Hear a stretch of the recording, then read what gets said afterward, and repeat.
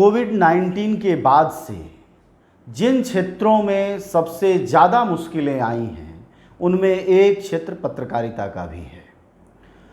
कोविड-19 के बाद से जो लॉकडाउन हुआ, लॉकडाउन के कारण बाज़ार में जो मंदी आई और मंदी के कारण मीडिया घरानों के मुनाफा में जो कमी आई, उसके बाद से लगातार छटनी का सिलसिला बहुत बढ़ गया है। ऐसा नहीं था कि पहले बहुत अच्छी स्थितियां थी मीडिया में, छटनी पहले भी हो रही थी, सैलरीज काटी जा रही थी, लोगों को निकाला जा रहा था, लेकिन अब कोविड एक तरह का बहाना हो गया है। और बड़ी बात यह है कि सरकार का कोई मंत्रालय या मंत्री या सांसद इस पर कुछ बोलता नहीं है, जबकि रोज पत्रकारों का उससे वास्ता है, रोज मिलना जुलना है। ऐसा लगता है कि सरकारें पत्रकारों, मीडिया संस्थानों के प्रति जवाबदेही अपनी बनाने की बजाय मालिकानों से अपनी जवाबदेही तय कर रही हैं। क्योंकि आपने कहीं नहीं सुना होगा कि सरकार ने तमाम क्षेत्रों के राहत की बात की है, लेकिन पत्रकार और पत्रकारिता से जुड़े हुए जो संस्थान हैं और उनकी जो मुश्किलें हैं उसके बारे में एक शब्द नहीं कहा है। यहाँ तक कि कोविड-19 के जो वॉरियर्स हैं, जो योद्धा हैं, उन योद्धाओं में भी प्रधानमंत्री भी जब गिनती करते हैं तो पत्रकारों का नाम लेना भूल जाते हैं। शायद उन्हें नहीं लगता कि यह भी एक योद्धा का ही काम कर रहे हैं। जिन खबरों या सरकार की जिन कवियों को हम लेकर आ रहे हैं लगातार, या जिन मुश्किलातों से जनता जूझ रही है और उनके बीच जाके बता रहे हैं, उसके बावजूद सरकार का ध्यान न देना, मालिकानों द्वारा लगातार निकाला जाना अपने आप में न सिर्फ अलोकतांत्रिक है, बल्कि यह बताता है कि हमारे देश का तथाकथित ही सही, यह पत्रकारिता का जो चौथा स्तंभ है उसका कोई पूछनहार नहीं है। अगर पूछनहार होता तो बड़े बड़े मीडिया संस्थानों में सैकड़ों की संख्या में बीमार हुए हैं पत्रकार, बहुत सारे सीरियस बीमार हुए हैं, लेकिन उनके इलाज की सुविधाएं अगर उनके पास पैरवी का ताना बाना ना हो, दोस्ती यारी का जरिया ना हो जिसमें वो डॉक्टर को, हॉस्पिटल को थोड़ा फ़ोन करके कम करा सकें, तो अन्यथा उनके पास कोई तंत्र नहीं है जिसके जरिए वो अपना बेहतर इलाज करा सके।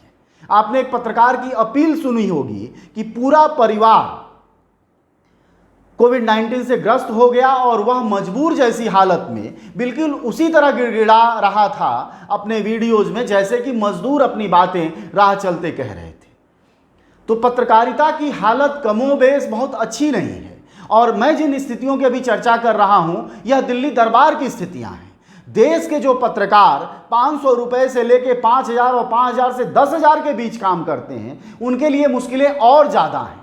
मीडिया संस्थानों ने जो थोड़ा बहुत पैसा देते थे वो भी अब बंद कर दिया है, वह लगभग राम भरोसे हो गए हैं। रही बात पत्रकारिता संस्थानों की, तो उनकी आप स्थितियां देख सकते हैं। एडिटर्स गिल्ड छोटे मोटे पत्रकारों पर कोई जिक्र जुबान नहीं करता है, उसको कभी ज़रूरत भी नहीं महसूस होती है। उसे लगता है कि बड़े मनई और बड़े लोगों की बात की जानी चाहिए, और करता भी वो वही है। अन्यथा रोज पत्रकारों पर हमले होते हैं, रोज पत्रकारों पर मुकदमे दर्ज हो रहे हैं, और वह इतनी बड़ी संख्या में है कि एडिटर्स गिल्ड हो या स्थानीय स्तर के पत्रकार संगठन हो या फिर ये प्रेस क्लब टाइप जगहें हों जो अलग अलग जिलों में बनी हुई हैं, उनका बहुत कोई मायने मतलब नहीं है।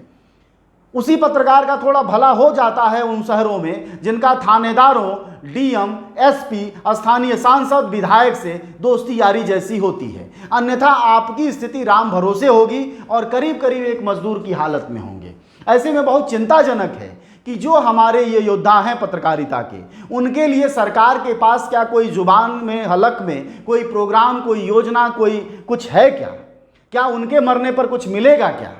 इसकी बात करनी चाहिए प्रधानमंत्री मोदी को या उनसे जुड़े हुए दूसरे मंत्रियों को जो जिम्मेदार हैं। दूसरी बड़ी बात कि जो पत्रकार संगठन हैं, चाहे वो एडिटर्स गिल्ड हो या दूसरे पत्रकार संगठन हैं या राज्यों में फैले हुए हैं, उन सबको इस मामले में पहल लेनी चाहिए, क्योंकि पत्रकार लगातार बीमार भी हो रहे हैं और बड़ी बात छटनी के शिकार हैं। उनकी कोई सिक्योरिटी नहीं है। पहले भी तनख्वाह बहुत कम थी, अब लगातार आप सुन रहे होंगे तनख्वाह कट गई है, छटनी जारी है। ऐसे में उनके सिक्योरिटी का कोई तंत्र, कोई तरीका जरूर होना चाहिए, क्योंकि अंततः आप तक जो जानकारियां आ रही हैं, चाहे वो गोदी मीडिया लाए, चाहे विरोधी मीडिया लाए, या हम जैसी मीडिया लाए, ऐसे में कोई विकल्प नहीं है पत्रकारों का।